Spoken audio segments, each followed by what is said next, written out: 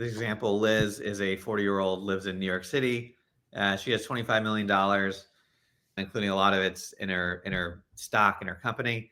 And she wants to maximize wealth transfer to her children while minimizing gift and estate tax. An easy thing to do is to set up a GRAT, put her company stock into it.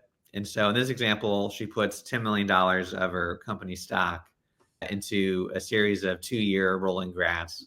We're only assuming 10% annual returns. So like obviously if the stock was appreciating 20%, she'd be transferring basically all of her wealth to her children. But under these modest assumptions, at the end of year 25, she would have transferred basically an additional. So this is assuming that she dies in year 25, and her children would have had $143 million using this GRAT strategy where she put $10 million into a GRAT and kept recycling that through rolling GRATs. Whereas if she hadn't done that, her kids would only wind up with $107 million. So it's an additional $36 million for her children just by setting up this GRAT with $10 million and recycling the annuity payments year after year for 25 years. And Peter, just to, the 25-year thing was just a number that we chose. We said she was 40. She's not likely to die in 25 years. If she lives another 45 years, these numbers just get bigger, right? The numbers gap between the two get bigger and bigger over time. The thing is, if you're assuming 10% returns and you have $25 million, if you do 50 years, the returns are going to be like pretty enormous, sort of like $1 billion, comically big.